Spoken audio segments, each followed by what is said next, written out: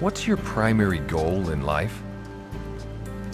Well, no matter what else you're trying to do, ultimately, you're trying to survive. And you're not alone in your quest. This primary urge to survive is shared by everyone around you, and every animal, and every tree, and insect, and every living thing. The purpose to survive motivates all the decisions, activities, and behaviors of every form of life. But you're not trying to just avoid pain and death. You want to live long and live well. You're seeking a high level of existence, a life full of pleasure and accomplishment, with an abundance of all the things you need to survive. How well are you surviving? And how can you improve the quality of your life? Well, the answers to those questions can actually be found on this graph. Here, your urge to survive would be an arrow that thrusts away from pain and toward pleasure. We call this thrust the survival dynamic. Your potential to survive can be found to fall somewhere on this graph, which is divided into zones. These zones also form a scale of emotional tones. The higher the zone, the better your potential to survive, and the happier you'll be. For example, when you're operating at the top of this scale in Zone 4, you're confident and enthusiastic about life and your goals. You can easily solve problems relating to your survival, and you have an excellent chance of a long and happy life. How do you like the style? If you're in Zone 3, you experience general happiness and well-being, but your attitude towards life is cautious and conservative. In the middle of Zone 2, you're in boredom. You've lost confidence and direction in life, but you're not defeated. You're just sort of idling in one spot. That's boredom. Slightly lower than that, you become resentful and antagonistic toward people and things that stand in the way of your goals. You have a mediocre chance for success, and it's a bearable existence. When you drop down into Zone 1, you're angry about everything. You're fighting against threatened losses, so you act impulsively and destructively, and you rarely tell the truth. This zone includes violent efforts to survive. Further down from that, you're in fear. When you think you're about to experience a loss of some kind, you become afraid. When you drop down to the middle of Zone 0, you're in grief. This is the emotion you experience when you've suffered a loss. And when you're at the bottom of Zone 0, you're nearly dead. And emotionally, you're in apathy. You've lost so much in life and have been defeated so often that you're no longer struggling toward your goals or even trying to survive. You've given up. Of course, you know that your emotions can go up and down all day. Good news, successes, and pleasures can raise your emotions toward happiness. Bad news, failures, losses, and pain can bring your emotions down. You've seen this in life. Take, for instance, a child who's trying to get something he thinks is very important to his survival, like a candy bar. At first, he comes to Mom, happy and cheerful, asking for a candy bar. Hey, Mom. Hi, honey. Can I have a candy bar? No, honey. I'm just going to be ready soon. When she refuses to give him one, he's not quite so happy anymore. He explains why he wants it. But I'm hungry now. If he still fails to get it, he'll get antagonistic about it. Oh, don't do that. If that fails, he'll get angry. If Mom still says no, he might lie about why he wants it. Well, actually, it's not for me, it's for my friend. Your friend already left. If that doesn't work, he'll start to cry. He's now in grief. No, honey, now stop whining. And if Mom still won't give it to him, he sinks into apathy. Fine, I didn't really want it anyway. He has given up. This child went down the tone scale because something he thought would assist his survival was denied him. The same thing will happen if something threatens his survival. For example, when this child is approached by danger, he'll drop down the tone scale from cheerful to fear to grief the more he feels threatened. These threats to your survival are called suppressors because they thrust against your urge to survive. In their efforts to survive, they threaten or suppress your chances of surviving. Here's an example. If you were in the business of pushing around concrete, even its weight would be a sort of suppressor because it makes it harder to perform your job. And then there's your boss's bad temper. He can become a suppressor. And on top of that, there's the heat of the day. That too can be a suppressor if it makes it difficult to do your job. These suppressors thrust down, threatening your survival in some way, and you have to thrust back with persistence and solutions. The stronger your thrust, the better you overcome them. For example, the fourth zone is the area of high response to problems, so you'd find it far easier to overcome those suppressors. Good work, everybody. We can do this. Then in zone 0, where the suppressors would seem to be too great to overcome.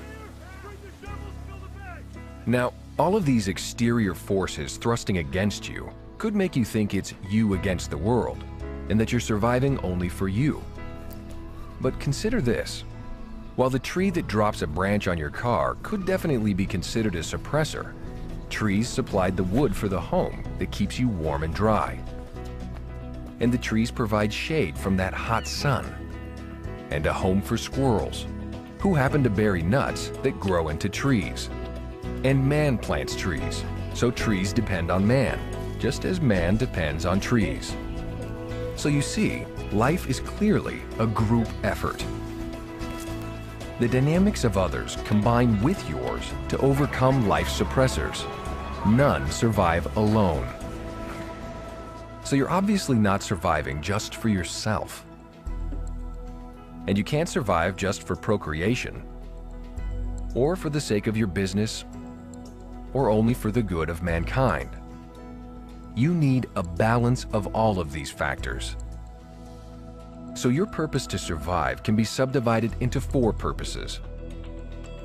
In Dianetics, these 4 thrusts are called the 4 dynamics, and they encompass all of your purposes and activities. The first dynamic is your urge to reach the highest potential of survival in terms of yourself. The second dynamic is your urge to reach the highest potential of survival in terms of sex and the creation and rearing of children. The third dynamic is your urge to reach the highest potential of survival in terms of a group. And the fourth dynamic is your urge to reach the highest potential of survival for all mankind. None of these dynamics is more important than the others, but they are an expansion. As you rise up the tone scale in life, you naturally expand your sphere of interests and actions into the other dynamics. So these dynamics actually sweep out from self to family, to groups, to encompass all of mankind. Any problem or situation you encounter will be found within these dynamics. The purpose of your mind is to resolve problems relating to your survival along all 4 of your dynamics. Obviously, the more right those decisions are, the better you'll survive. So what constitutes a right decision? Well, something that's right or good is something that aids the survival of you, your family, your groups, or mankind. Turn around! Come on! And things that are wrong or evil are the things that harm or inhibit the survival of you, your family, your groups, or mankind. So the optimum solution to any problem would be the one that does the greatest good for the greatest number of your dynamics. For example, buying a new car when you're living in a cramped apartment with a baby on the way is a decision that only benefits a little bit of your first dynamic and ignores the rest. But if you put the money toward a new home for your growing family, you're not only improving your first dynamic living quarters, but you're enhancing the survival of your second dynamic as well. So that's the better decision. Yet, as you know, not all solutions appear to be this simple. There's a natural struggle between the dynamics. You might think you're doing the right thing by spending the majority of your time at work, Perfect, that works. Now we need a melody. But you may actually be sacrificing your other dynamics for the good of your third dynamic group.